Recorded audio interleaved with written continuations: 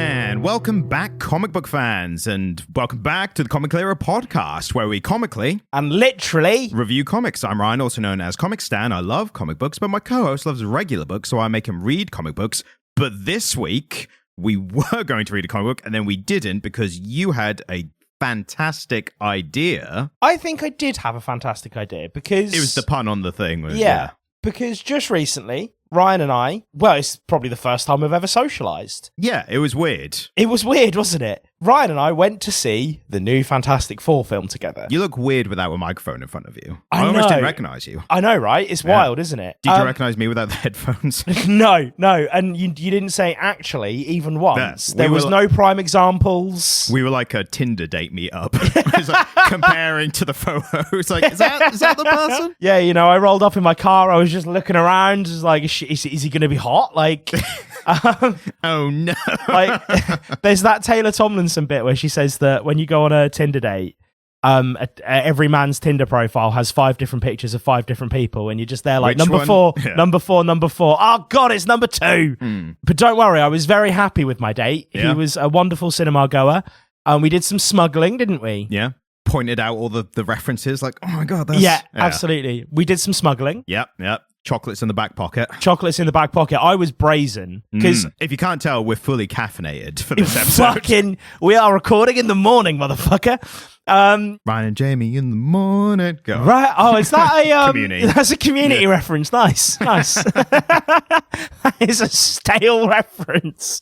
Still, there's a movie coming out, so it's fine. There's no 6 They're making it. They're making it. I cannot believe that movie's ever going to be made. Well, that'll be the next film we go and see in the cinema. But no, I just have to, like, some context for the journey. We'd both been at work all day. We have day jobs. And we got to the cinema really early because for the first and only time in my life, I was early for something. And could not believe it. I went to a hot chocolate spot that has popped up in Norwich that started in the south of the UK called Noops, that everyone has to try because they make high cocoa content hot chocolate, but also they do them as chilled chocolate. So I had like an 80% cocoa chocolate beverage, which Ryan tried. It was delicious. But I had to smuggle it into the cinema. Just holding it down by your side. Like, I'm not holding anything in my hand. And there was like a teenager checking our tickets. Who couldn't give a shit. Not a single fuck was given. And we sat down for what I was expecting to be a deeply underwhelming kind of... A smashy, bangy, beamsy superhero romp. Yeah, absolutely. And then what I got was... probably my favorite Marvel film I've ever seen. Wow. That's high praise. I mean, we watched it, day before yesterday, like a couple days ago. Yeah. I've been reflecting on it since.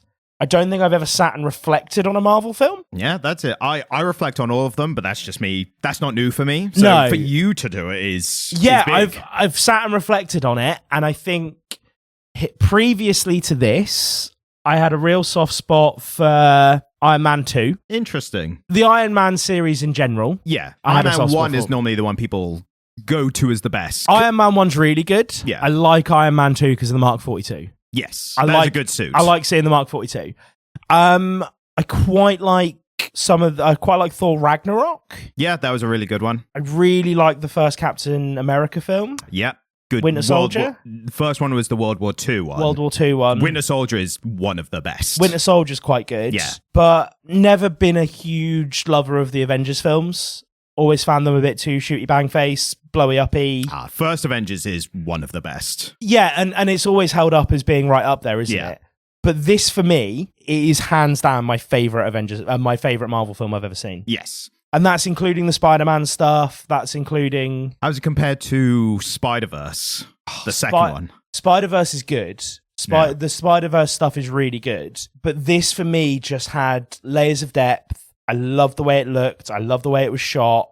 I think this is a winner. I think this is such a winner for them. It's the consensus. You're on the same kind of wavelength as most fans and, normal cinema goers. I'm amazed that this has been a big hit with the Marvel crowd because they like the explosions and the... I think there has been a bit of a backlash to the hollowness of just that. But I suppose it does have that, doesn't it? Yeah, it has to have that as a prerequisite. Yeah. It's what else can you do? Because we've had that for so long. So it's like, well, you've got to add something else. You've got to add an extra dimension to make it fantastic, pun intended, but to get everyone on board with it. I mean, prime example of the week. Already? Yeah, already. You've blown your load like 10 minutes into the podcast, well, we'll see if another one comes up that's better. then that'll be the main one, the prime one. The prime example. The prime example. But not too long ago, Captain America Brave New World came out. Yeah. And the problem with that was it was all this a spectacle, and it was, big, shooty, bang, bang, everything.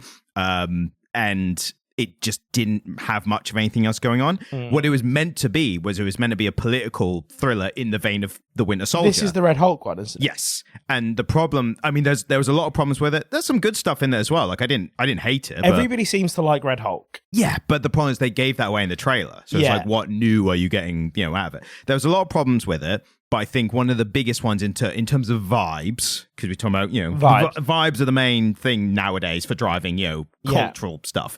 But the problem with it was a political thriller with almost no political messaging at all. Yeah. And an MCU film is not going to have some major political messaging, obviously. But if you're making, we talked about this, didn't we? Yeah. If you're making a political thriller, it has to. Well, again, if you compare it to Winter Soldier, didn't say much, but at least it had some musings on authoritarianism and that kind of stuff. Like it used the Hydra thing and S.H.I.E.L.D. as like, should people have all this power, and what if they themselves become corrupt, and like that, what do you stand for, and the responsibility of power to the world. Like it did that kind of stuff, and it had amazing action and great story and great action and everything.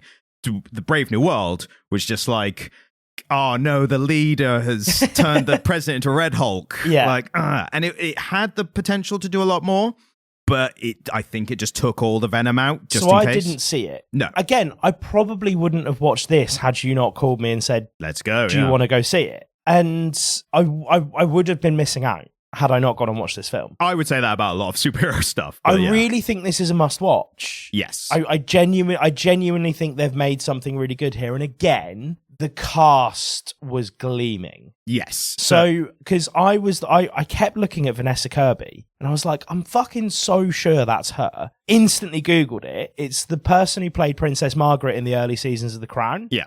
Her performance there was stellar. Her performance here was better. Yeah. This is a great performance for her. I think it was an amazing performance for Pedro Pascal. What was the name of the chap who played Ben? Ebon, some backrack. I think we should dignify him with his actual name. Because I mean, he was fucking incredible in The Bear, but he was really good here. Ebon Moss Backrack. Ebon Moss Backrack. I probably mispronounced that, but that's how it's written. Mr. Backrack. Yes. Moss Backrack. Moss Backrack. Yes. Let's call him Ebon. Ebon.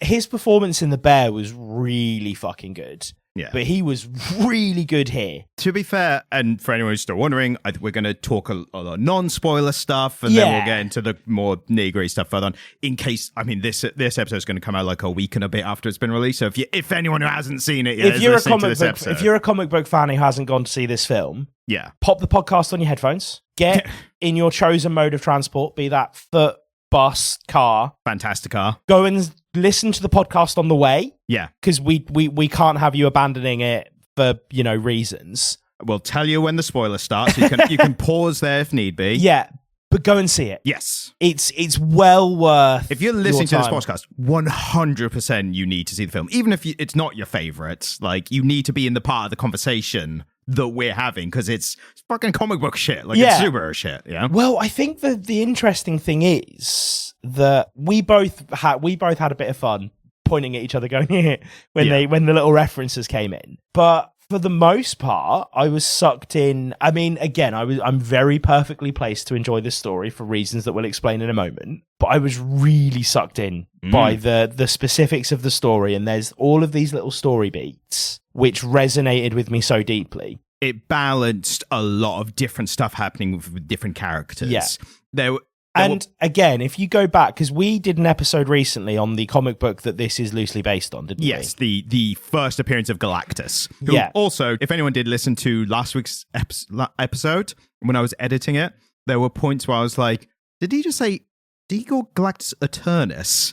And I was like, what the? I did not pick up on that at all in recording.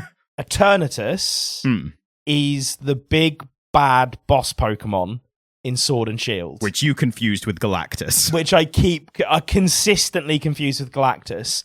So if at any point I say Eternatus in this podcast, I will try and catch it. We'll just have a little Mario coin sound. Ba-ding! So you know that I actually mean Galactus. The coin sound is if I catch you and correct it. Yeah. Yeah. And then if I, at any point, refer to Eternatus and Ryan doesn't stop me, just assume I've gone on a tangent about Pokemon Sword and Shield. I don't know why I would in this episode. Oh, it'll be removed. But stranger things have happened at sea. Yes.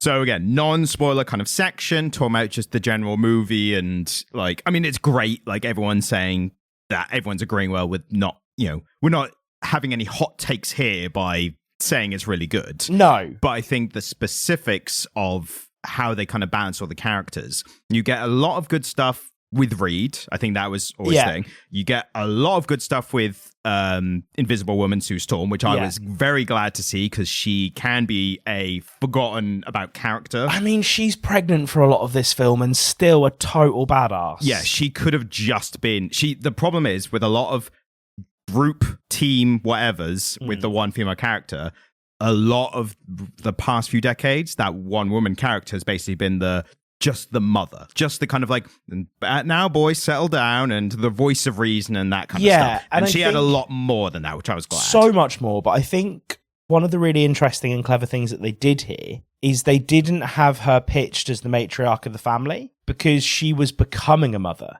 And so this is what we almost catch her before she becomes the true matriarch of this family, because she is now kind of, she's growing into motherhood throughout this film. And so we see her pregnant, we see her in, early motherhood. And so we see Sue Storm kind of start to become that, but we get so many more dimensions to her in the process. I think they pitched this perfectly. I think they put this in kind of, because again, there's 1,000,001 different iterations of the Fantastic Four. They could have had the Silver Surfer with them. They could have had, the Silver Surfer's knocking around for a lot of it. Yeah. They could have put this in one of the times where Ben was gone. Yeah, they had to do the original lineup. But they didn't have to have her pregnant. No, not at all. No. They didn't have to have this happen at the point where she was having her child. And in the source material, that's not the case. So already there's this huge deviation from the source material. And I think it's a change that ultimately turned this from what could have been a bang average Marvel film, a bang average adventure flick, into something really special. Yeah, I think there's a kind of thing where if a comic book character or characters or teams, if they've had previous films, I think it's a kind of smart thing to go, the public have experienced Fantastic Four, we are rebooting it, we're doing new characters, but can we do something that makes it feel like we're past the point where people have seen where they were in their lives before. So we've seen the Fantastic Four in films before, but we've never seen Sue pregnant before. So it feels like this is new, but we're not retreading old stuff, even though we're doing Silver Surfer and Galactus and everything. But it feels like this is from that point onwards with new characters, if that makes sense. Yeah. I think we should start with kind of something that is both a gripe that I have with the film. I just want to get it out of the way. Sure. But also something that I really quite liked. So I both really didn't and really did quite like this. A complex, nuanced take on this podcast. I mean, it's not particularly nuanced and it's really not very heavily story-based. Let the listeners be the judge of that. But it's an aesthetic thing. So they went for a kind of retro-futuristic, what people in the 60s imagined the 2000s would look like, kind of a Jetsons vibe with this, right? It kind of reminded me a lot of, this is maybe a tangent deep cut, but it kind of reminded me of the Fallout universe, in which with that, the Fallout universe is very 50s aesthetic driven, but the technology, so the story of it is that the technology jumped very far, very quickly to the point where the 50s aesthetic kind of stuck around because they were like, well, the technology's already here, and it's... Well, they just made it look the way that things look. Yes. But what I didn't like about that is that you get this strange mix. So Reed Richards builds the first sonograph machine in this so that he can observe his child and run tests on him. I think his was a far more, I don't know if it was specifically mentioned or not, probably not, but I think it's implied that his is like a far more intensive examining. But we're in a world where that technology doesn't exist, and he creates it, and it looks retrofuturistic. They're recording sounds from space onto records. Yeah, exactly. Yeah. So they have the capacity to record sounds from space, but they're pressing them onto they're not even pressing them onto vinyl. They're cutting them onto masters. Yeah. So it's like, oh, they're not even reproducing this stuff. They're still cutting masters, and they have cathode ray. They have CRT TVs. Yes. They have old cathode ray TVs. But then at the end of the film, Johnny has a watch with a fucking perfectly functioning LCD screen on it, and he's able to digitally project... Is this a spoiler? No. He's able to digitally project an image onto all of these huge plasma screens all around New York. And it's like, well, wait a minute. Either we're in the 1960s and seeing Reed Richards bootstrap cool shit out of old technology, or we're at an era where Johnny Storm has the same tech that was impressive in the 616 universe when Tony Stark used it in his trial, where he's able to project something from his device onto the screen in the courthouse, right? And everyone was like, oh my God, how did he do that? And it's like, well, are we in... Is this the kind of, 1960s vibe? They're building things that didn't exist, but it still kind of looks like it does from the 60s. Or are we right here in the 21st century with tech that we currently don't have? I find that's interesting that I think you're nitpicking, and I don't mean that derogatory. I think that's because I do it all the time. I find it's funny that you're focusing in on details or inconsistencies that I normally would, that I'm completely fine with, because I think I technically agree with you, but also I think it's a different world. Technology has developed very differently than to us. To say it's different from how our world, or even the 616 universe, even though it's not technically the 616 universe. This is why I was quite specific about Tony Stark being in the 616, because this isn't in the 616. Yeah, exactly. But the fact that it's different to it's like, you don't know the rules of like how other dimensions work and the differences and blah, blah, blah. And ultimately, I think everything works in a really good way. And it does all gel together, and it does all kind of coalesce to make quite a consistent feel for this film. Yeah. And I liked the atmosphere of the film. I liked the retro-futuristic look of it. I liked the fact that the fashions were kind of rooted in what people would have looked like in and around the late 60s, early 70s in New York. I think the wardrobing for Ben particularly was fantastic. Yeah. Him not always being this shirtless monster and actually retaining a bit more. Someone who's trying desperately to retain their humanity. Yeah, exactly. The fear with the Thing, and it's always been the constant, it's the staple of the character. Like, we talk about different iterations, different things. Like, the constant with the Thing is his fear of being perceived as a monster. Yeah. And it's the thing with the Thing. It makes sense. Linguistically, it makes sense. In this film, I think he is the character, because we'll still talk about Johnny and even Sue more and Reed. The Thing, I think, suffered from some obvious cuts in editing to this film. There was a lot of stuff taken out. There always is. I think they were desperate to get it under 2 hours, which was like an hour 55. Yeah. I think the reason for that is because there's still that air of like, MCU, is that still good or now, whatever? I think they wanted that bargaining of like, it's under 2 hours, come out and see it. Like that. We know there's a lot of editing because, for one thing, in the first prop trailer, John Malkovich was playing a character. Yes, he's not there Red at all. Ghost, and he's been taken out completely. I think it's most evident within the actual film that the Thing has a lot of stuff taken out. He doesn't really have a proper story other than some vague references to, again, being perceived as a monster, fitting in humanity. He has a thing with Natasha Lyonne's character, who I thought was going to be Alicia Masters, which is his girlfriend in the comics. But then as soon as we saw that she's not blind, I was like, oh, is this pre-blindness Alicia? And then she introduced herself as Rachel something. And I was like, oh, it's not her then. But they still left in just some nice bits about them having a meet cute and then meeting later and stuff. But you can tell that he is the character that has far less story and arc than the rest of the characters. Yeah, do you know, I hadn't really considered it that way. Although, to riposte... wow. That's a word, isn't it? Oh, yeah. Used it correctly. I did, yeah. It'd be more contextually accurate if you had a sword. Well, we both had swords, but go on.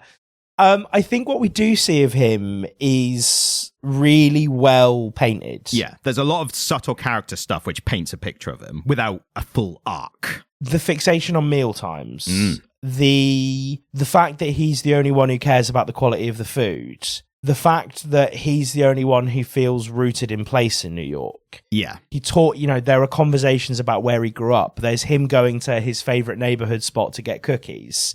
When he gets the cookies, he doesn't just munch them out of the bag. He carefully puts them on a plate. Like, the whole time they're showing us the humanity in the thing. When the baby gets there, he winks at Reed Richards and he tells him something about looking after a baby, and he's like, I read the books. Yeah. Reed didn't read the baby books. Ben did. Yeah. Ben Grimm is the most human of us all, which is the interesting thing about the character being the most monster looking. Yeah, exactly. And I think that's really beautifully juxtaposed here. And I think maybe if they had extrapolated on it further and given us more of him, it would have either fleshed him out, excuse the pun, stoned him out. Yeah, it would have stoned him out a bit more, or rocked him out. Go on. It really rocked him. They would have, or they wouldn't have had enough space in the movie to dedicate to it, and they would have bungled it. And so I think lifting out entirely, but leaving us all of his interactions with the other characters, he was by far my favorite character on screen. Yes, it made him feel like a three-dimensional character without an actual story arc within the film. And I think that's a very obvious, like, we couldn't get to him this film. He's going to have more in the next film or films. Yes. I think you can see that a lot in, not to compare to across the board, across the partisan aisle of Marvel and DC. Yeah. But, this is a Marvel film. That was a nice sentence. Yeah. That was a very nice sentence, Ryan. I know words. But it's a Marvel film now, I realise, but it's James Gunn's Guardians of the Galaxy. So if you watch those, you can see some characters get exact same thing. They don't get arcs in the earlier films, but, they're still painted as a real character and a multi-dimensional character. And then later it's like, oh, now they're having the story arc, and now we're seeing like a reveal of who they really are and growth from where they were to blah, blah, blah. So I think the thing is going to have that in future films, but they still did enough to like get across who he is.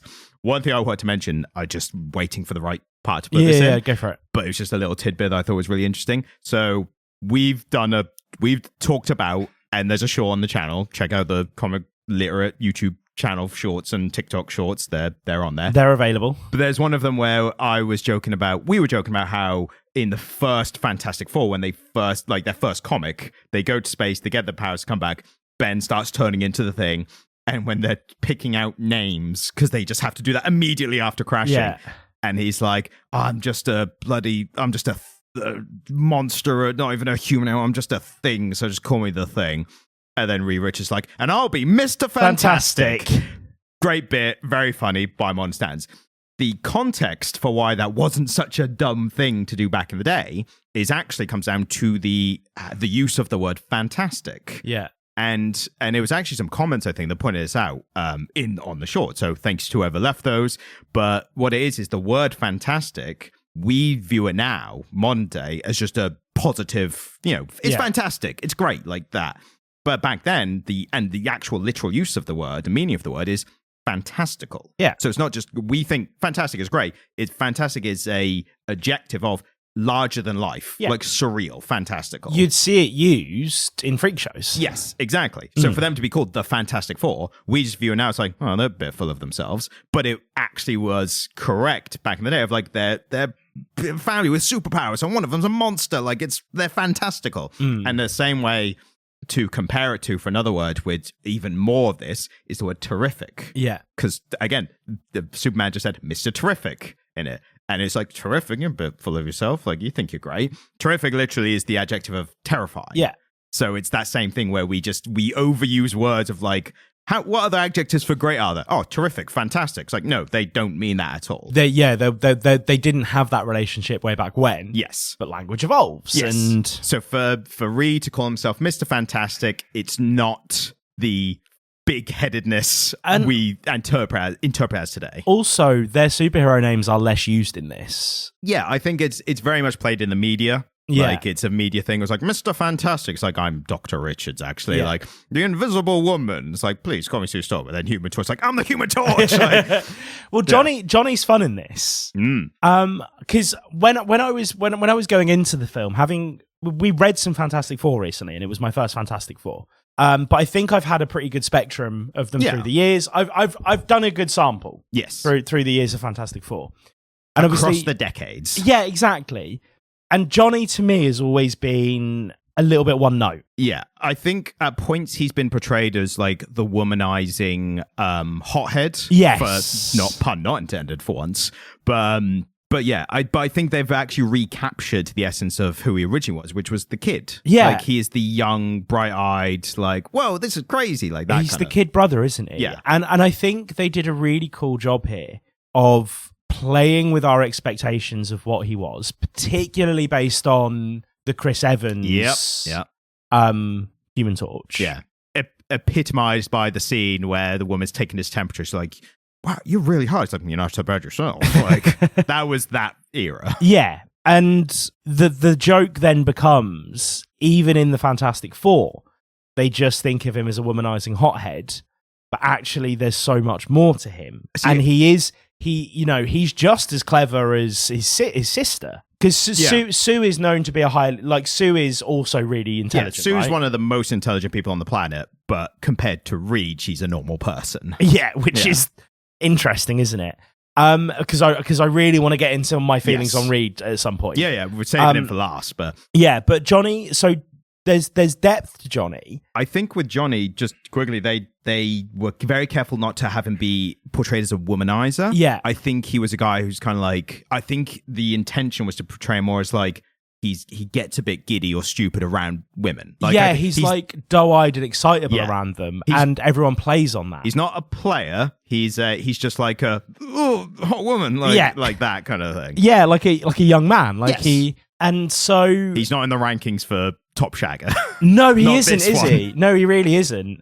I think we need to revisit Ben though, because Ben seems to like, if Ben could get over himself, Ben would have game. Ben, I think, is more of that Superman category of like contently monogamous. Yeah. But I bet when the Thing fucks, he fucks. Well, now it's just finding someone who can withstand it. Yeah. But no, I think Johnny's character was great because obviously this is at its core like a family story, right? Yeah. And the relationship between him and Ben, I think, is really lovely. Like Ben as an uncle almost to Johnny.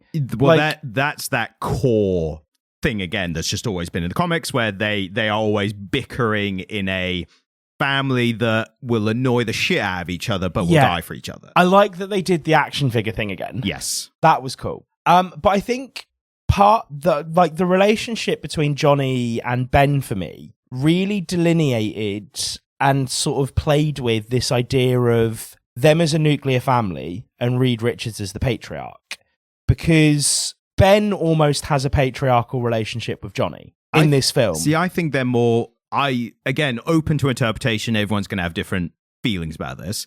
I view them more as almost like the cousins that, again, can't help but annoy each other whenever they're around, but still sit down for dinner every Sunday. Like, I think they're more that kind of level. Yeah, maybe. Even though Ben is like older and more mature than Johnny for sure. And wiser. Yeah. And that's the thing, isn't it? There's these moments where Johnny's kind of talking and Ben's like, well, come on. Yeah, like, corrects him. Well, not corrects him, but is like, do we think that's how we want to approach this kind of thing? And so I thought the dynamic there was interesting, and in some of the comic book iterations I've seen of the Thing, he's quite hot-headed. Yeah, I mean, he's hot-headed, more of it's clobbering time, like that kind of, like, let me sock him, that kind of thing. And there's sort of less of that with Ben here. There is a little bit, because there's a point where they are going to track Galactus's ship or the Silver Surfer, and to try and negotiate out of this, please don't eat our planet. Yeah.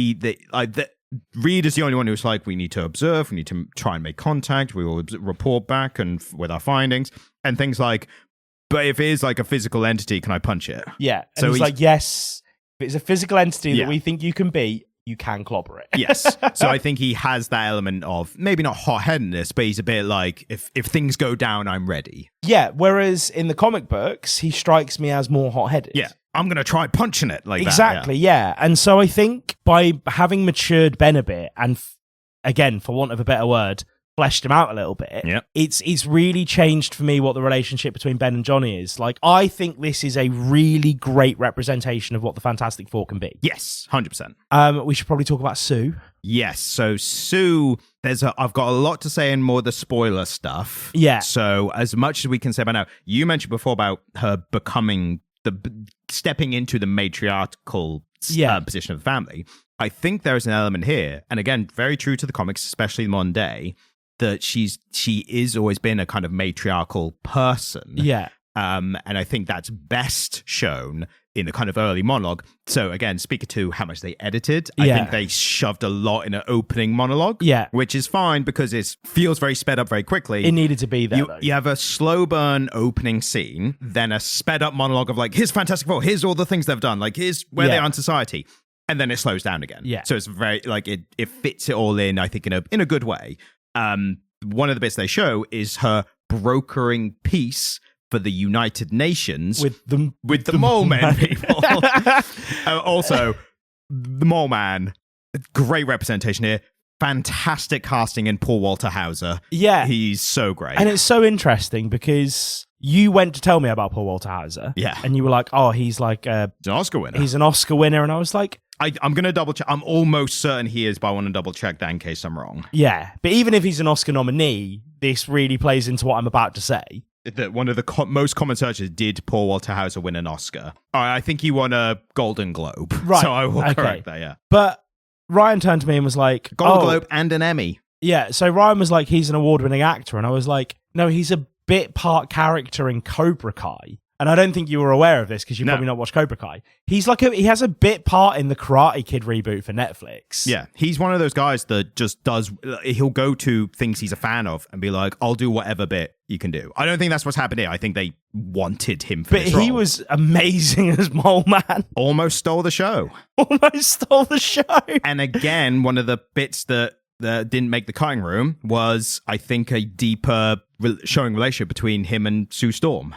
Because he has a lot of respect for her, and we just know it's because she broke a piece. But I think there were missing scenes of them actually like having a common ground and him respecting her. And I think this is something that we see playing out in the comic books. Like, we read a comic book where Sue went and brokered peace between an alien species and ended up being their queen, right? Yeah, the Atlanteans and Namor. Yeah, and this is the thing, isn't it? Like, the overwhelming sense you get is wherever Sue Storm goes, people respect her. Yes. And we see her in this film, like, taking an active role in what is, played to be an early version of the UN. And what then happens, and I think we can't talk about Sue without getting into a bit of the spoilery stuff. Exactly, yeah. Is that when they go to broker peace with Galactus, she is pregnant. He essentially triggers labor in her because he wants their son. Do we know he triggered it, or was it just coincidental? Well, she was quite heavily pregnant, and then he started scanning her with her laser thing. She felt weird and went into labor. I would say there's a fair argument for that. There's an argument. I didn't infer myself, but again, maybe it's one of those things that's deliberately ambiguous. Yeah. Probably shouldn't be sending a heavily pregnant woman up into space, one could argue. One of the many reasons that I think Sue Storm is a fucking badass. Yeah. Although, pregnant women... Don't make the best decisions. Well, that, but also, in my experience, and this experience is limited, for being quite close to one pregnant woman in one pregnancy, they are prone to. Is only one of your girlfriends pregnant right now? Yeah. No. Yeah. Just the current one. She fucking hates that bit. She fucking hates that bit. And if you're listening, hello. And to the extent, Ryan, that she has listened to the podcast notably less since you've started doing it. That's how you drive listeners away. Accuse their partners of infidelity. One specific listener. But no, pregnant women, right, are prone to just the occasional moment of badassery. Yes. Because there is this weird instinct that... to mothers lifting cars off of babies and that kind of stuff. So your pregnant girlfriend, right, will come to you and like, I've been called into the room because she is laid on her back on the bed, and she's like, Jamie, darling, I can't get up. Like, I need you to physically lift me off this bed because there is a baby in the way and I can't work out how to get out of this situation. Or like, I have had a rough day and I can't physically stand in front of the countertop and make dinner, so I need you to make me the coleslaw that I'm obsessed with. Yeah. And then other days you will come home and she'll be like, I rearranged the entire room. And I remember once I looked at a piece of furniture that she'd moved and I was like, Emily, darling, that piece of furniture was moved in here by 2 grown men who both weigh 200 pounds. And we struggled. How the fuck did you move that? She's like, I just wanted to see if the room would look different. And I'm like, I had to open a jar for you the other day. Like, I think it's a real testament to like dignifying and humanizing women in pregnancy, where it's like, yes, they are doing a thing and they are creating a life and they are more vulnerable and we need to look after them, but also they can go to space and fight Galactus. Yeah, I think what I would have appreciated, and again, cutting room floor, they had to get that time down for whatever reasons. I would have appreciated a little bit of her being like, yeah, well, obviously I'm coming as well, and we'd been like, are you sure you should? And then she would just be like, you're not. Yeah. Yeah, I am coming with you. It would have taken them 20 seconds. Yes. And we'd be like, okay, all right. Yeah.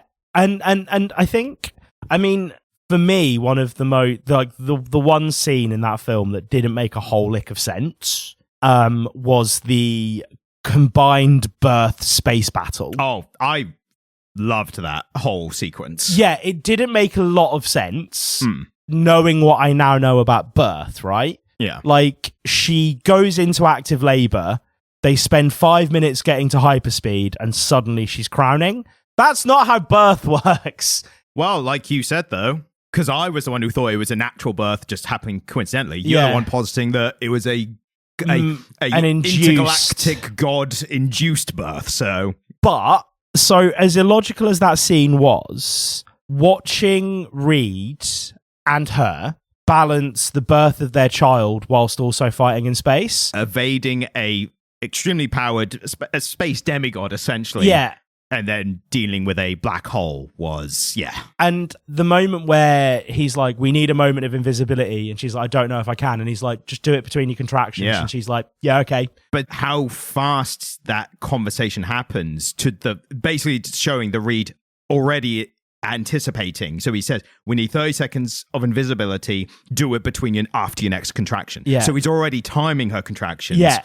Which Reed would just always do, and already worked out she has this amount of time between contractions. That gives us a window. She just needs to make the entire spaceship invisible for that amount of time. So he's already working in real time in his head. And she fucking does it. Yeah. And she fucking does it, Ryan. Yeah. I can't tell you how much admiration I have for Sue Storm. I don't know if people know this or not. I think the real fans do. By real, the in-depth comic book fans. Yeah, I think you're a real fan if you like it. Yes, but the real in the weeds fans with the comics. Sue Storm, I think, is the most powerful of the Fantastic Four. I mean, and comparatively, Human Torch might be a living nuclear reactor. Yeah.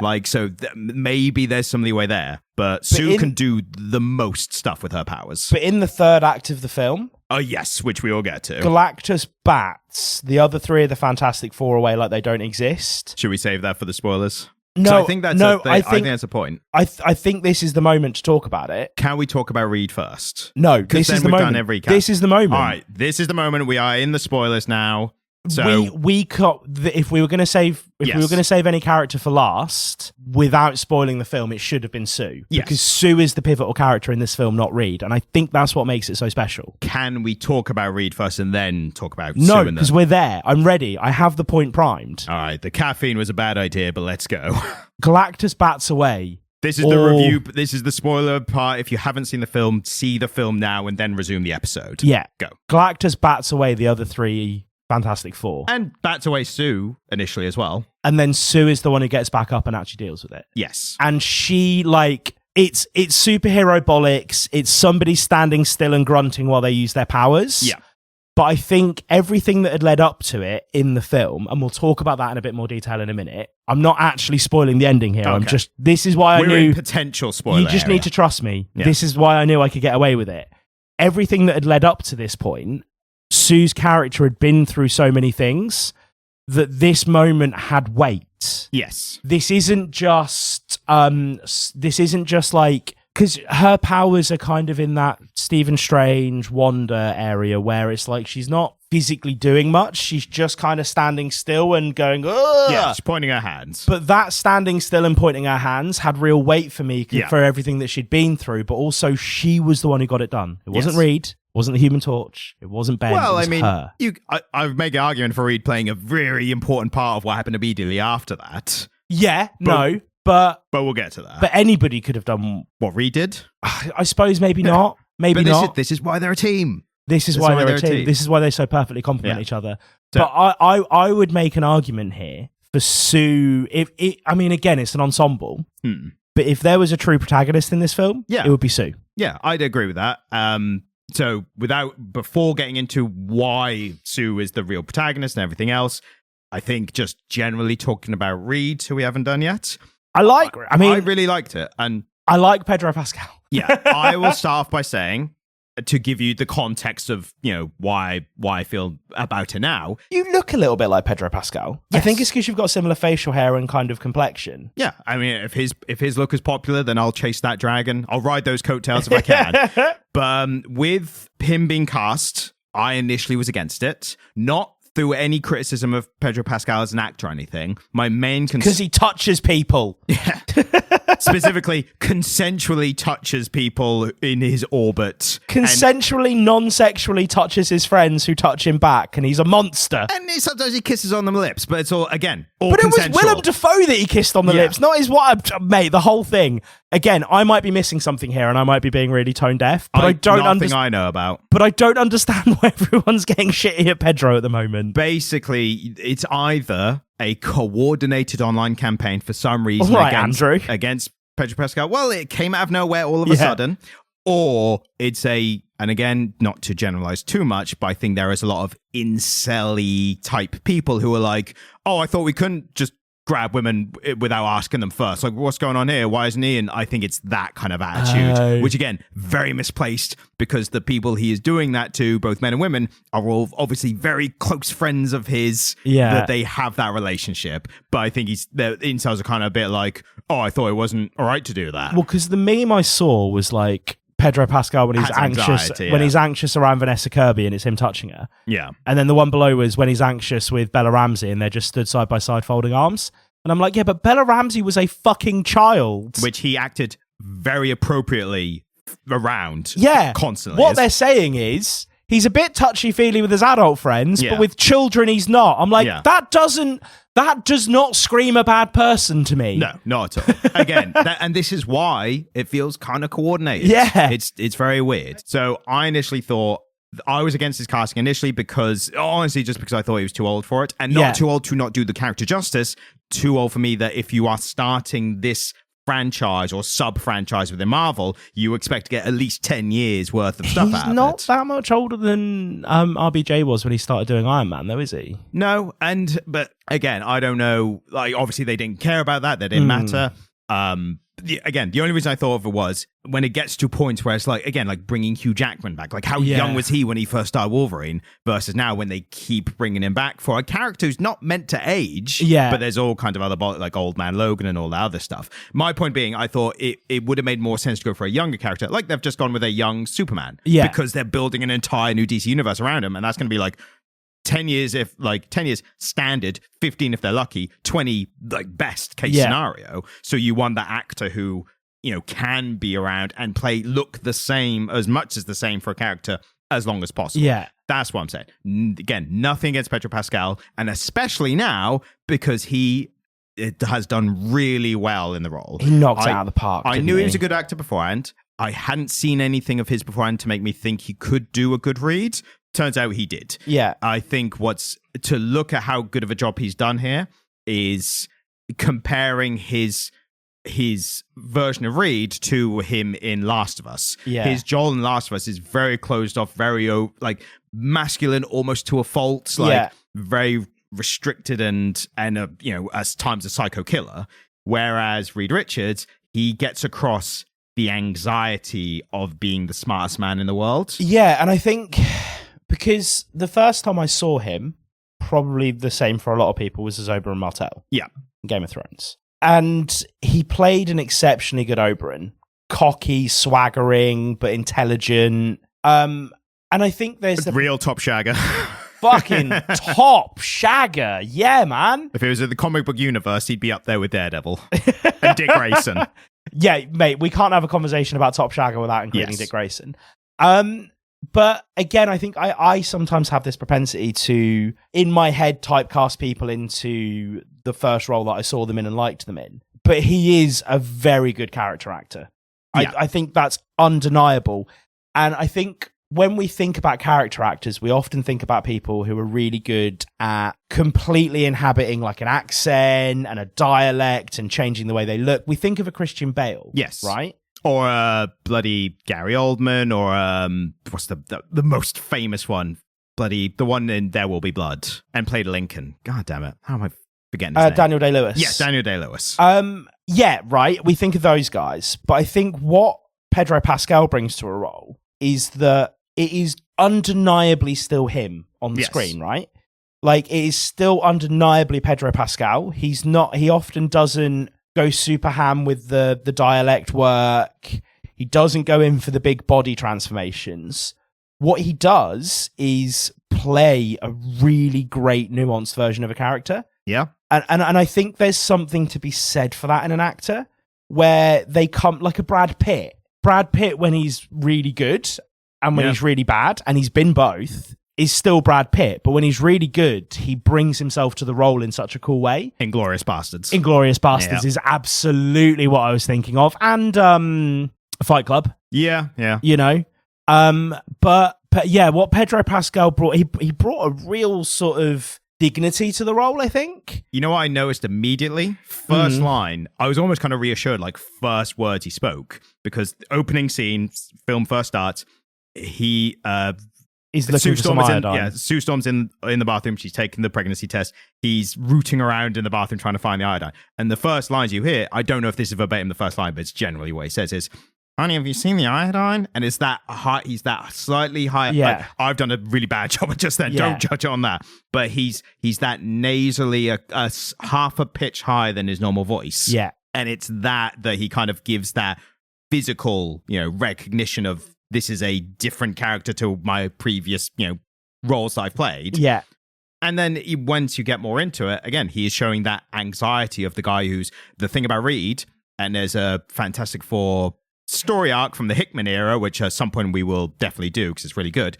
But it's Reed's mission being solve everything. Yeah. Like that's his mantra, to like use his incredible knowledge. He is trying to fix the world single-handedly. Yeah. And it's not because out of like pride or because he can, or even that he feels indebted to. It's that he's got that anxiety of, if he doesn't, then the bad things are his fault because he failed. Like it's that. So he gets that across really well. And then credit to his portrayal and the writing of the film to combine that with being a new dad. Yeah. Like there's a great bit about their baby proofing the apartment. Yeah. And then they're standing on the balcony. It's like, by the way, I've collated information about all the illegal activity happening in New York, given it to the police, and they're now arresting a bunch of our baddies in one night. And Thing makes a joke about, you baby proofing New York? Like, yeah, I am. That's exactly what I'm doing. So I thought, writing wise and actor portrayal, I think they nailed Reed Richards. And now that we're talking about that stuff, baby stuff, regular listeners to the podcast will know that I'm due to be a parent for the first time this year. We literally mentioned your pregnant partner. Yeah. And this resonated with me so strongly as an allegory for parenthood. Like, we've not talked about Galactus much yet. Got the name right. Yep. But we have talked about Galactus on the podcast, reference to our previous 4 episodes where he's come up a lot. Last week's episode literally was the birth of Galactus and the trial of Reed Richards. So Galactus is a force of nature, right? And in the film, a force of nature is demanding their child. Yeah. That cannot hit you harder as an expectant father. Like, everything that Reed is going through right now, fucking felt that, buddy. And what's especially specific, I think they did a really good job of, is Galactus, the reason he wants the kid. It's basically vaguely implied that he's powerful. Yeah. And Galactus wants him to take his role. Yeah. So that he doesn't have to be Galactus and he can anymore. rest. He can die. Then And then what that, I think, uses the real world allegory of really well is then Reed is obsessing over the new baby, trying to work out what's wrong with him. And I assume that is like a very common new parent thing.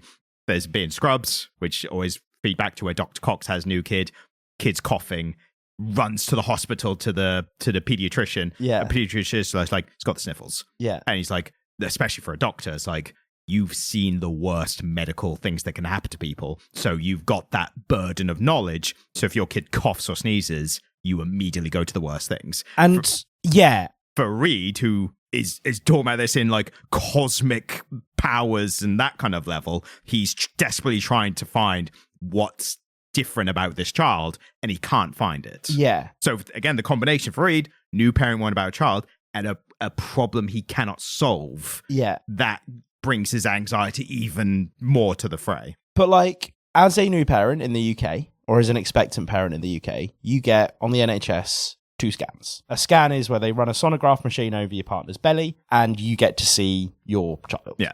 Yeah, there's a reason that they don't do X-rays or CT scans. Do you know why? Baby skeletons are terrifying. Yeah, because it's a face-on look, but at a point, so what you get is skeleton with eyeballs. Yeah, no, it looks fucking, it's like, awful. Let's do a profile scan with Yeah. And also, you don't want to pump them too full of radiation when they're still still in utero. Cosmic rays, though. Yeah, and I am a liberal man. I think that comes across in the podcast. First time hearing of this. I'm ideologically opposed to the concept of private healthcare, and in the NHS we trust. But me and almost every single expectant parent I have spoken to in this journey have all paid for extra scans. Yeah, of course. We have all gone and privately paid for extra scans on top of the ones you get on the NHS, which are not medically necessary. There is no benefit to having that scan. There's very little that a sonographer that I have paid a not inconsiderable amount of money on multiple occasions to go and we get to go and see our baby that wouldn't have been told to me on the NHS scan, right? But we do it. It's a new parent thing. Probably by like 2 or 3, you're like, the basic scans are fine. Yeah. And Reed is exhibiting those same behaviors. Like, at every opportunity, he's like, can I hook you up to the machine again? And Sue's like, no, the baby's fine. And he's like, no, I need to see it. He builds a machine explicitly for it. He does. And then great moment with just using powers interestingly. So cool. I know what you're about to say, but say it anyway. Yeah, you say it. No, go for it. Sue Storm, to relieve Reed's anxiety, literally makes her stomach invisible to see the child, like 8-9 month level baby in the stomach. That's a pretty late term pregnancy at that point. And it's just to be like, look at him, he's fine. Yeah. And even Reed, I think I can't remember the words he used, but the way he phrased it of like, like, you're emotionally manipulating me to feel fine, like that kind of thing. He's like, I still know something's wrong, but you're using the image of our unborn child to reassure me. Yeah, and unfortunately, it's working. I thought it was beautiful. Yeah, great scene. I think that the moment where she slides that pregnancy test over to him. Is it a Stark Industries one, by the way? No, I looked because it looked like it, but I don't think it was. It said Stark Industries. Yeah, I think it was a different name, which I didn't. But it was probably some really deep cut reference that I missed. It would have been cool if it was a Stark Industries one. But then it would have been too many questions of like, there's a Stark, and you're like, what's going on? Yeah, Stark Industries already exists. Yeah. Where's baby Tony? Is there a Stark here? What's going on? Where's baby Tony? Yeah. But that moment was just so well drawn and so well captured and so human. And they had the conversation that I think a lot of couples have these days, because birth rates are gradually climbing again, by the way. Past couple of years it's been good for birth rates. Wow. But for a lot of the past few years, people have been struggling to conceive, man. It's a combination. I think there's a lot of economic things for that. No, I mean, I think there's a few things at play here. There's a pretty strong argument that social media usage in men, because of the constant dopamine flow, impacts testosterone production, which obviously impacts fertility. The absolute proliferation of hormonal-based birth control in women, feeding women full of hormones from really young ages under the guise of controlling periods, means that when women come off birth control, their reproductive system doesn't work in the same way for quite a long period of time. And so people en masse find it harder to conceive. And they had the conversation where they were like, we tried for 2 years, it didn't happen. And now it's happened. And how do we feel about this? And as somebody who has had that conversation where a pregnancy test has been slid across the table at me, and you look at it and you feel every single emotion, and then you settle on one, and you just hope that the emotion that you've settled on is the same one as your partner, because ultimately your opinion doesn't fucking matter as the man in this. Like, it's all about what she wants. And you look at each other, and then suddenly both of your faces crack, and it's, you're happy. It's like, to see that moment at the start of a Marvel film, and for it to feel accurate and potent, like, hit me in a way that I can't describe, and maybe even in a way that you might not even understand yet, Yeah, I think it resonates to different levels. I think it resonates with everyone, but for different levels, depending on your personal experience. Yeah. But this is what I was saying before we even start recording. And I think this is the kind of last non-spoiler part before we just talk about, like, the ending stuff. Yeah. Kind of almost to surmise, I think what's so good about this film is that they found the balance where obviously you needed the super shenanigans, big CGI powers, like fighting a big thing at the end, like all that kind of stuff.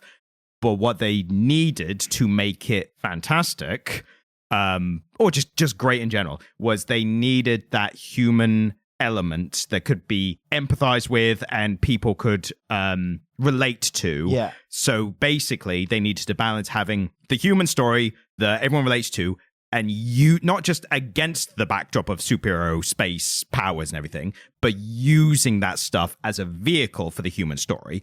So the whole thing, Galactus being the imposing, fear and anxiety of something happening to your new child. Yeah. That is just superseding the real human everyday stuff of, I hope our child is okay. I mean, I felt that, again, this is probably a point of bias for myself because of where I'm currently at in my life. But I felt like there is an argument for this film being an allegory for pregnancy and early parenthood. Oh, 100%. Yeah, that is the thing they were going for. And what I'd say, like, as a general rule for, like, great super films, because people talk about super fatigue. Yeah. And I don't think that's a thing. I think super as a genre is here to stay. And I think the fatigue only comes from when films within a certain genre aren't good. So then people get tired of the genre because they're being presented with mid to bad films constantly, or for a time. I think that this film is so perfectly placed, though, because the audience for these films, who would have gotten into them probably as children, potentially as teenagers, are now aging. Yeah. Millennials... But how many kids have now seen all the entire back catalogue on Disney Plus at home? Well, but this is the thing I'm about to say, is that the original audience are now aging out of these films. The logical thing to do is to get children back into the MCU. So this new generation of children like Gen Alpha, get them excited about the MCU. Making a really solid MCU film with really good action that also really fucking resonates with parents who are taking their kids to the film. Yeah. Like, it's that same thing of, like, when Toy Story came out. And it was a great kids film, real solid kid flick, but also had something for the parents. This is a film that is suitable for children, that is about parenthood. I can't think of something that you could go and take your, 11-year-old child to see that would resonate with both of you on that level. I just think, like, it really hits so many different markers. And I mean, it's absolutely energized my interest in the MCU again. So I'm going to make a bit of a riposte myself go for it. This side.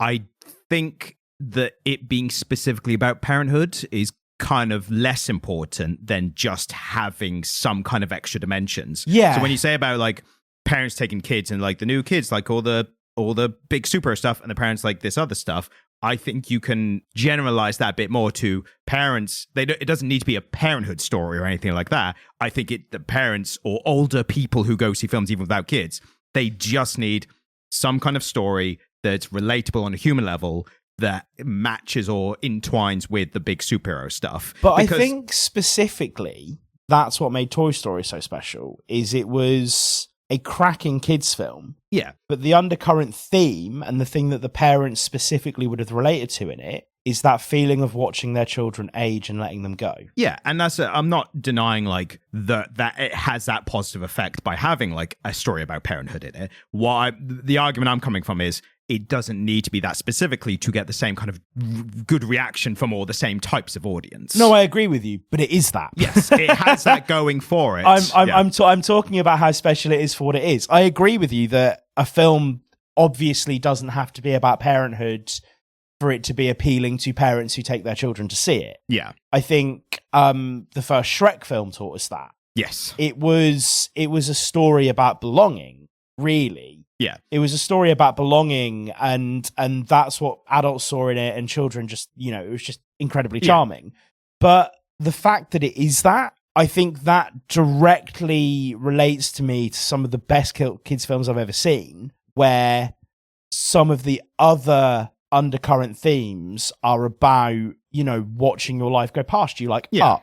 I think Up was so good because it spoke to the anxieties of adults. It spoke to this idea that, you are two adults taking your children to see a film, and the film you're seeing is directly addressing the anxiety that I think a lot of people in long-term monogamous relationships have of where and who would I be without my partner? Yeah. And Up answers that, which is you are a belligerent, sad old cunt for a bit, and then you find something else to live for, right? Yeah. And so I think in addressing these really specific concerns that people who have children have, and putting them in a film that's also suitable for children, it hits a really specific mark that you wouldn't necessarily just hit by having a well-told story. Yeah. And I think to kind of meld our points, kind of bring them together, I think the Fantastic Four specifically needed to be about family, first and foremost. I think they made a good choice making about parenthood for all the reasons you said. The thing is, Fast and Furious is about family. It doesn't make it good. No, just because they use the word family over and over again doesn't mean it's about family. Despite that, I love the Fast and Furious. I think it's a masterpiece. Take them or leave them. I preferred when they were stealing DVD players off the that era. No, I've not seen any of the later ones, but that first one is great. Oh yeah, the first one's great. But yeah, the Fantastic Four needs to be that. And again, from my point, just generally talking about what super films need to be good. Yeah. And that thing. Thunderbolts, unfortunately, didn't do as well financially, but I think it was received almost as well as Fantastic Four. I think Fantastic Four was kind of beat out a little bit. But with the Thunderbolts, they took the angle of it became about depression and mental health and like finding commonality with other people going through the similar things. Again, speaking almost entirely to millennials. Yeah, but then, and that's the thing, is Thunderbolts more to millennials, and Fantastic Four more to children and parents or whatever. But even if you're not like speaking as a non-parent and not going to be anytime soon as far as I know, but as far as you know, yes, might have them all over the place. But speaking as someone of that, it still resonated with me. Obviously, nowhere near to the level that they did you, but that's even I still got that like feeling and relating. I don't necessarily know that's the case. Did you find it really impactful? Yeah, because what it did a really good job of. It's not. Well, this new parent stuff is happening, and if you're a new parent, you'll get it. You'll understand it. What it got to me was, Reed is really nervous about this, and I know why. If anything, it gave me potentially, well, I may not know, but it potentially gave me more of a window into what's going on with you through the medium of telling a story with characters. That's really interesting. Yeah. I hadn't considered that. Yeah. And again, same thing with Thunderbolts. Again, talking about like depression, mental health and stuff. I've got like a minor like relatability to that. Yeah. But I felt more of a window into the people who are going through that stuff through watching the characters and them dealing with it. And a big thing as well, talking about the MCU and like bigger, grander talks. This is a kind of a little milestone within it where they are really honing in and refining what these films are and actually getting the quality out there rather than the quantity of films. I think with this and Thunderbolts, pure speculation, but I think it's going to merit... There's a lot of stuff to support it, but what I think is they said, what is this film actually about? Yeah. Let's get that first. Let's build the story around the meaning. Let's like commit to the message and the arcs of the characters. And not let it get dissolved by committee through the process of making it. Yeah. And let's not do like, oh, we need to have this character in and we need to like introduce this and all that. Like classic Batman v Superman, where it's like, what is this about? It's like, oh, it's actually really high art and it's about, it's like, okay, so, but the main point is the mothers have the same name. Like that's the crux of the story. Well, yeah, but it's about like humanity and like no, you've not done it well.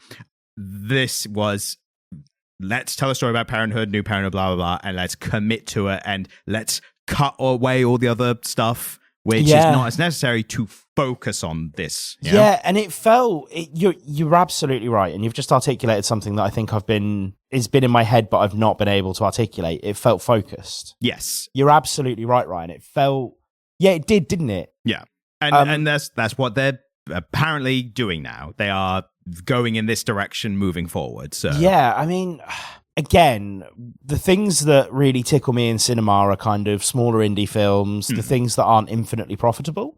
But I like it when some elements of the way that those films are made bleed into mainstream cinema. Oh, yeah. And this kind of felt like a bit of that, didn't it? Yeah. They take the good stuff from the indie stuff. It's like, how can we do this but still retain what people are coming in here for? Still make it a fucking Fantastic Four film. Yes. You know? And also, incidentally, not a lot of stretching powers from Mr. Fantastic. But well used when it was. Yes. Apparently, that is one of, if not the most difficult power to CGI. To actually change the proportions of a person. Yeah. Like, you can make them giants or make them little or whatever if they're proportionally still the same. Like, that's easy. Yeah. But stretching and actually, like, making a person elongate and stuff is difficult to get right. Yeah. So I think there was a lot. I think they intentionally didn't. If you look at the previous Fantastic Four films, doesn't look good. No. It's more accurate to the comics, but it doesn't look good on film. And the scenes where he's scaling buildings and kind of almost like Spider-Man web slinging around New York look great. But the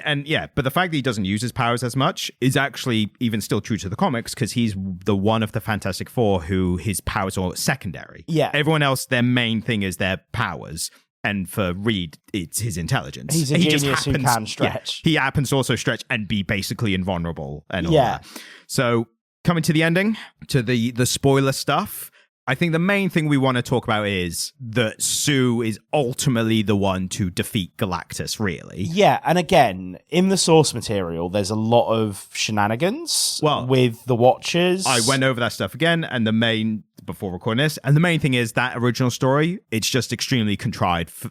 It's extremely contrived for them to win in the end. It's, the Watcher just happens to decide to break his no interference oath. And, it just so happens that there's a machine as a device on Galactus' ship that can send him away and, all that stuff. Whereas they built that into the story and the original plan they had, and they just kind of needed to dig deep to make that happen.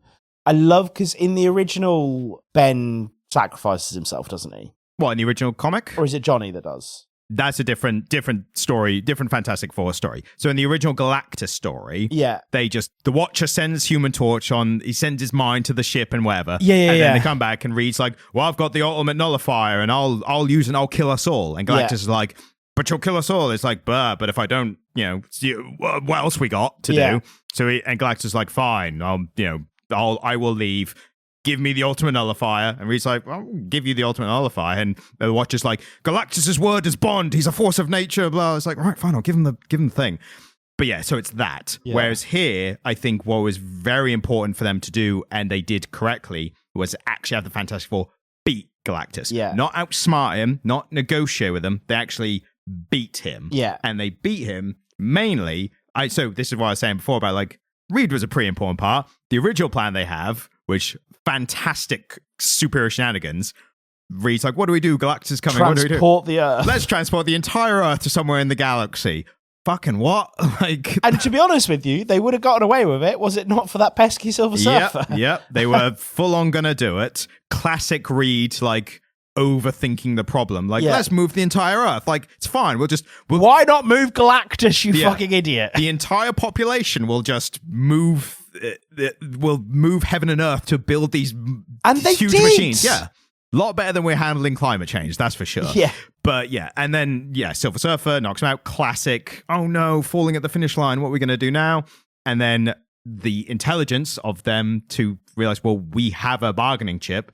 So I think what they did well here, Galactus himself is not the Earth Eater. No. His ship is the thing that destroys planets. Yeah. He is just the guy who then is fed from the ship. Yeah. And they realize, well, we know he wants Franklin.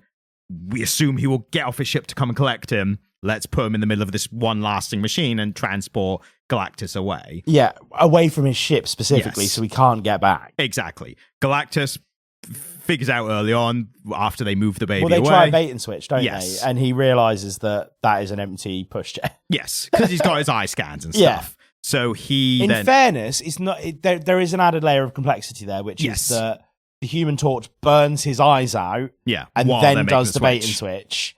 But they didn't factor in him getting his sight back instantly. Yeah, or not barely being affected at all by the fire. And then he gets the baby, and he's about to just walk off with it. But Sue Storm, like we were saying earlier, has that new mother strength of being able to push Galactus into the machine. Great bit of using their powers, or being a team, is Galactus is being forced back by her, her hand moving of the visible stuff. Great CGI effect on her rays as well. That kind of bubble rainbow color look. Well, it's kind of her thing, isn't it? She can put bubbles around stuff. But the fact this is new to this iteration. But her pushing him, he grabs onto a building to steady himself because he's falling, and then the thing don't worry, so I've got it, and just smashing through those columns to make the building fall down to make him lose his balance. So that using of their different powers I thought was fantastic. I'm going to use that if I haven't used that word a lot, I'm using it now. But so her test of strength, and another little interesting noticeable bit, discerns from the DC universe and all that kind of stuff, is when he's got the baby, or Silver Surfer is going for the baby, and Sue turns to Johnny and doesn't say get them or save Franklin or any of that stuff. She just goes, kill her. I think that where Marvel kind of differentiates itself from DC. DC has a very hard and fast rule of no killing. All our biggest heroes have no kills unless it's, like an anti-hero character specific. Between a mother and her baby. Yeah, exactly. And that's contextually, no one's going to be like, oh, I thought the Fantastic Four didn't kill or whatever. Like, some characters have that. Spider-Man doesn't kill, obviously. But yeah, Fantastic Four, it has that kind of like Captain America was in a war. He killed a bunch of people, in the middle of an actual war. So I liked that they had that, again, relatability. When is someone going to kill someone and feel justified? When they're protecting their family. Side note, have you seen Inventing Anna on Netflix? Yes, I did, yeah. The really great performance by the person who played Anna Sorokin. Yeah, Julie or Julia something. Yeah, I don't know her name, but I really liked her in that. And it wasn't until we saw her out of the costume that I recognised who it was. And I was like, oh, wow, she's done a really good turn in this film. Can't find her name initially, but I knew her from Ozarks. Very good in that. Yeah, but she was really great in this. I really like that we kind of got a Silver Surfer here. Oh, yeah. I like that they gender swapped it. I think the gender swap mainly was just to coincide with Johnny's story of him having this kind of connection with Silver Surfer. Also, Johnny managed to crack an alien language with one sentence. Yeah, totally. He fucking built his own Rosetta Stone to do it. Really cool. I've seen some people being like, well, that's a bit crazy. Surely that's a read level thing. But then I've seen from other people, linguistic experts, being like, well, if you've got a phrase, you just make assumptions beyond that point of it's probably going to be phrased in this way, and noun, verb, pronoun, how they all kind of interact with each other. So it's not that crazy that someone could work out an alien language if you've got a translated sentence. Well, that's how the process he went through is literally the process that a bunch of linguists over many, many years used to decode all of the languages on the Rosetta Stone. Yeah. That is the process for decoding and rebuilding an old language. That's how we do that. And we have done that as a species. I suppose the bit that comes into it is that he did it incredibly quickly. Yeah. I think with Johnny, they're all smart in the Fantastic Four to varying degrees. I suppose the furthest away is Ben Grimm is just an incredible pilot. That's his skill. I think with Johnny, he is the epitome of that that kid who, if they're interested in a thing, then they really apply themselves and actually can do amazing things. But most of the time, he's not that bothered. And there was layers to it. Like, everybody else was ignoring it. And he was like, no, the girl, right? The girl is important. And they're like, no, Johnny, you're just horny. And he's like, no. The girl is important in all of this. I love at the end, so what you'll find is that the board is not actually part of her body. That was a great little running joke. He's fixated on it the whole time, isn't he? Yeah. I mean, again, I think, I honestly, like... Speaking about how, again, they actually beat Galactus, I think what was especially good here, and also an issue with the 2007 film, Rise of the Silver Surfer, was that really hinged on them winning over the Silver Surfer and then him saving the day, basically. I think in this, they struck a really good balance of they beat Galactus, they didn't need the Silver Surfer at all, but at the very end, for the very big last spoiler part, is Galactus gets pushed into the transport wormhole, whatever, starts to climb out. Johnny has the I need to sacrifice myself and push him in. Yeah. And then it's the Silver Surfer who knocks him away to make the sacrifice instead. Yeah. So they didn't need Silver Surfer. It was just really good that they did win her over because it just meant Johnny not having to sacrifice himself. Well, it meant they got to have their cake and eat it. Yeah. Johnny got to have his great moment of self-sacrifice and growth. Yeah. But ultimately, we didn't lose him from the MCU because they obviously need all of the Fantastic Four. I was in the cinema anticipating a bit of the Avengers Iron Man bit where he takes the nuke into the wormhole and almost gets stuck. And I thought like Johnny was going to push him through, be in space, and then like Silver Surfer was going to like grab him and pull him back through or something. So I thought for a hot second that they were teeing themselves up for the next, because Johnny gets trapped in somewhere for a long time, doesn't he, in the comic books? Yeah, in the Hickman run, it's the Annihilation Wave dimension, yeah. But Johnny gets trapped somewhere for a long time. Yeah. I thought they were teeing themselves up for the next Fantastic Four film being a rescue mission for Johnny. Yeah. And I was like, that's equally viable. Yeah, the only reason they couldn't do anything like that is because the next appearance is in an Avengers film. Doing Avengers Doomsday right after. And we see RBJ Doom at the end in the post-credit scene. And... The funny thing is, that didn't need to be him. No. Because you just see the cloak and holding the mask. But it was him. But you know RBJ 100%. RBJ? RDJ. Yeah. You know RDJ 100% Robert Downey Jr. That's a real speech impediment. Robert Downey Jr. It sounds like Elmer Fudd saying it. Robert Downey Jr. I'm hunting billionaires. Watch the Batman Elmer Fudd. Listen to that episode. Yeah, the Batman Elmer Fudd crossover. Yeah. You know, RDJ would have insisted that it was him. Well, apparently that clip was directed even by the Russo brothers. Really? So they were making Doomsday. They're already filming Doomsday. So they were like, let's do this. Let's record this. As it's a post-credit scene to Fantastic Four. It's basically an early clip of Doomsday. Yeah, which is what those post-credit scenes always are, aren't they? So big thing at the end. Franklin is a infinitely powerful cosmic being, doesn't he? Yeah, he brings her back to life. I think that was obvious, and it didn't have the payoff I think they wanted it to because it was so obvious what was going to happen. But you're still like, yeah, fine. Like they have to do this. I mean, the thing is, because Ben Grimm. Nice. It's good. Because we're familiar with the source material, we know that...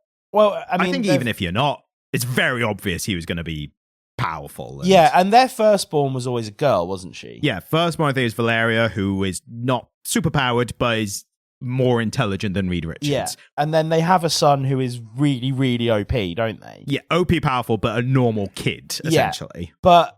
So, at some point in this arc, we might meet Valeria, or they might have just pulled them together. I think they put them together because in the post-credit scene, they are reading The Hungry Caterpillar. Yeah. And then Sue's like, let's get one of your other favorite books. And Herbie, we haven't even talked about Herbie. Herbie brings out The Origin of Species by Charles Darwin. And it's like, we're not going to read that now. So I think, he's going to be incredibly intelligent and insanely powerful. And I think that's a shame.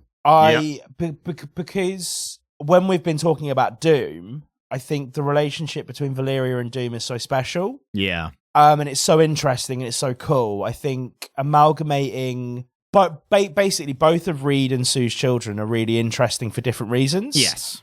And I think combining them is going to make it really difficult to explore that as fully as you could with two different characters. So what I'm hoping is that they've just flipped the ages because they needed the really powerful one first. But later on in the arc, we get the second child who's really clever and who's Doom's match. And we get to see that on the screen. It depends if we still have a Doom after Secret Wars, because traditionally the big bad gets killed, dies or goes away. I mean, look, Thanos in Endgame, but Ultron. But that doesn't mean they necessarily have to do that. So it depends how long RDJ wants to play Doom. Well, I think what's interesting about Doom is his kind of longevity and the role that he has in that world on an ongoing basis. Yeah, because the most interesting sort of chunks of Doom that we've seen recently are the bits where he is either Reed Richards as Doom. Yeah. In the Ultimate stuff, or where we're seeing him interact with Valeria. I think that's one of the most interesting kind of dimensions to Reed's character is his ongoing place in that universe while he's kind of, going back and forth with the Fantastic Four, but also kind of a weird uncle to their kids. Yeah, that is a relatively recent thing, like late noughties. Yeah. So, but the version they're doing now, like this Secret Wars version, is from after that run. It's from the Secret Wars comic event, which happened after the Hickman Fantastic Four run. What we don't know, because we aren't in the 616 in this film. No, we're in a different. We're in the 828, which doesn't matter what number it is. It's an alternate universe. Well, it's Jack Kirby's birthday. Oh yeah, it is. They showed it They gave a nice little Jack Kirby quote right at the end of the film, and then it shows his 828, and then it's separated into what I assume is 28th of August. His birthday. So what we could be treated to here is a 616 Doom meeting an alternate dimension version of meeting these. And again, I don't really know how they're going to manage that, because generally everyone in every universe has a corollary in the other one. Well, not necessarily. Like, we don't know that for sure. We've just seen the ones where they do. Yeah. And the reason we're seeing it is because they have these opposite or other alternate versions. Yeah. Like, we only saw the alternate Spider-Man because in No Way Home, because there was a spell involving Peter Parker and bringing people who knew Peter Parker was Spider-Man, blah, blah, blah. Yeah. But that's what I mean, is that we only see those because we're seeing them because they're important. We're not seeing all of them. The main point being, we don't even know where this Doom is from. We don't know. We can presume that he's from the same 828 universe, because in the United Nations scene, they're panning across countries, and there's Latveria, which was an empty seat. Yeah. And it wouldn't have been him either. It would have been the United Nations representative anyway. Yeah. But the fact that they're not there at all implies not good relations between Latveria and the rest of the world. And there's a lot to infer from that. Yeah. But we don't know. We still don't know anything about this Doom. We don't know what he's going to look like. We don't know where he's from. We don't know what he wants. Well, I mean, we know he's going to look like RDJ. Well, but you don't know. Yeah, really. Well, I mean, Scarred and again, face. this is the thing, isn't it? A big sort of central tenement of that character is that he's got a super fucked up face. So, and again, sometimes, not all the time. Not always. So this is, again, what I mean. We don't know what we're getting with this Doom. All we know, really, all we can really strongly infer is he is going to use some great power, which, again, high chance it's probably going to be Franklin Richards, to remake the world in his whatever he wants, and that's going to be Secret Wars. Yeah. But again, that's inferring. We don't know what's going to happen. And then right at the very end, there is a 60s cartoon, which is presumably the one in the universe where Thing has his clobber in time catchphrase and everything.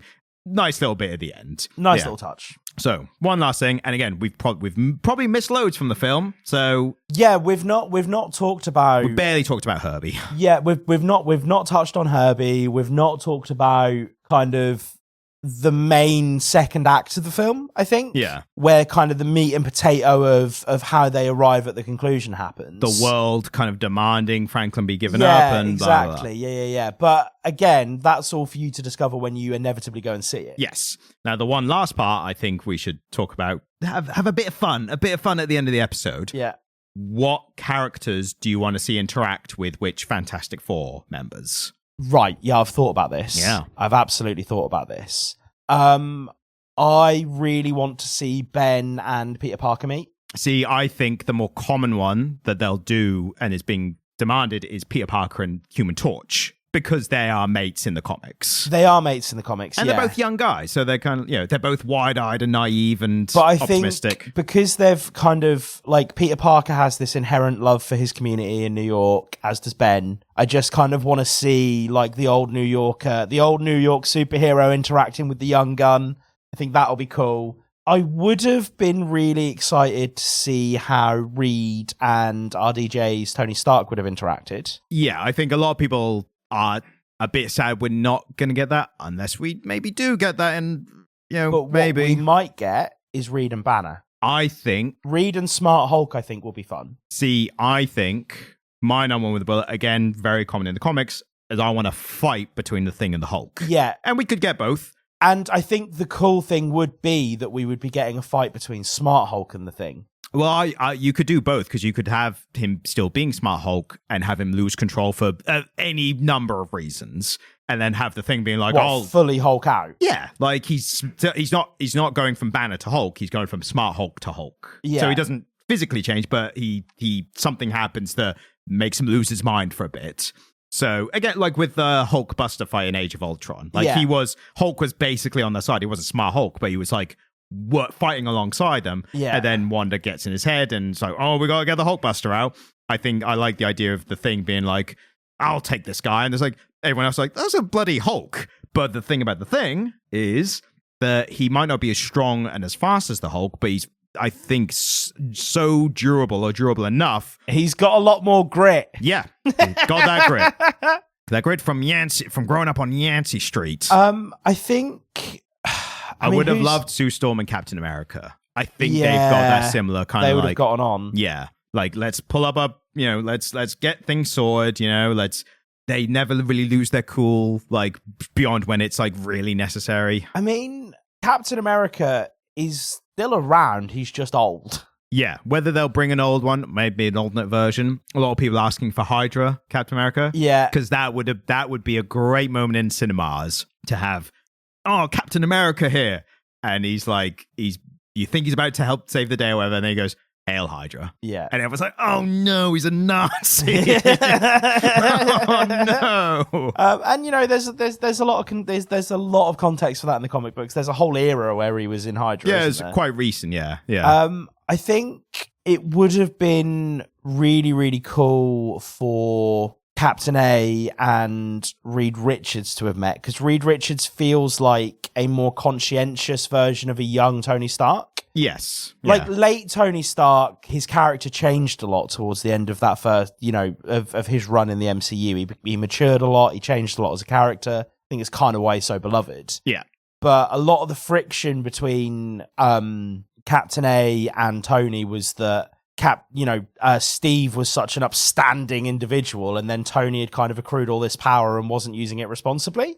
Yeah. And so I think him meeting Captain A with the experience of these really, really bright characters being like, well, they're often fuck ups, then meeting Reed and being like, oh my God, you're like an upstanding individual and you're as smart as Tony. Because I don't know who in the power rankings is smarter out of Tony and Reed Richards. They're both really intelligent people. Yeah, I think they do different things. I think you could argue that Reed is better at and in fact we've already had this discussion. Yeah. Reed is more of a theoretical guy, whereas Tony is at his heart a mechanical guy. But also Reed builds stuff as well. And Tony's a good physicist. Yeah, I think the way you could look at it is fucking Tony Stark did time travel in the Endgame. He figured that out.